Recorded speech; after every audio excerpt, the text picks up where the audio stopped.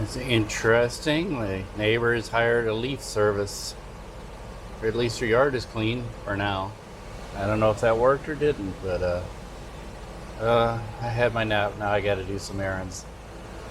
And my latest, newest, ridiculous rig that can be seen, Osmo Pocket on a mount with I got the wireless to work. As it took forever to try and figure out how to get this wireless to work, and the mounting and everything is crazy. Got some wind. It's a beautiful day. Gotta get me some coffee. Welcome to Friendly Beans. What can I get for you? May I have a large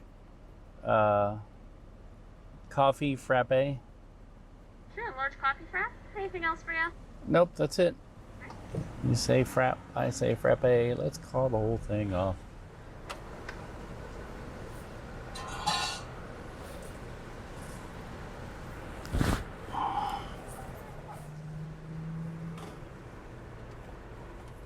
Coffee.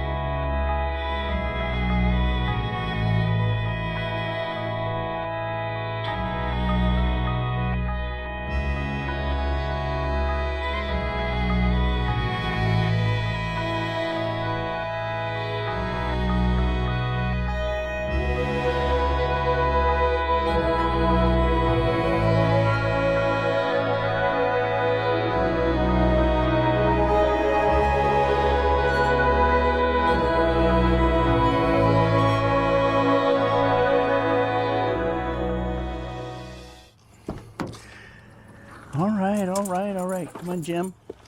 All right, sit. You really hate that fly, Stella. Sit. So I brought the other camera instead.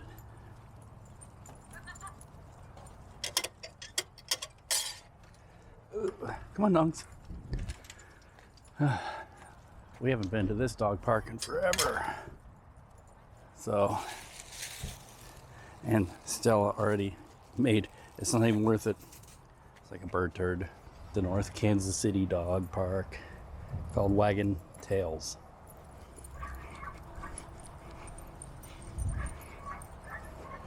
I think I'm going to forget about these dog parks for a while, at least until the beer flu has subsided, however long that takes. I'm not trying to be judgy or anything. I don't think it's safe. There was a guy out there who was sweating profusely, and sneezing and coughing. Lord knows what he has. And you know what? God help him.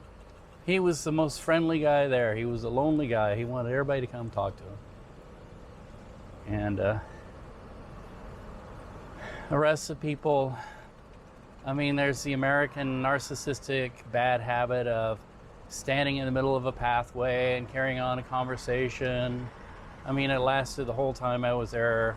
Everybody had to move around these people to socially distance because they weren't going to move. They were wrapped up in their world. Oopsies. And like I say, to each his own. I don't want to sound judgy or crazy or, I mean, I could be a spreader, so it's for other people's protection as well. I just don't feel like people are getting it, that, you know, you need to stay apart and wear a mask. And whenever I go out in public areas, I don't see that. And we're on the eve of this either blowing over or being really bad, and who knows what's going to happen. I can't predict. No one can predict. I mean, I can look at as a civilian, I can look at the few documentaries I've seen on the history of it, or read stuff, that doesn't mean anything. I mean, if you've seen what has happened before, then you can just kind of use that as a guide. And so I'm kind of using that as a guide, and having high hopes but low expectations. My low expectations say that if you want to live, you listen to the experts, and you just do a few things. Put a piece of cloth over your face. Stand apart from other people. Don't go into areas where people aren't doing those things. And I guess that's what I have to do from now on until at least through the winter.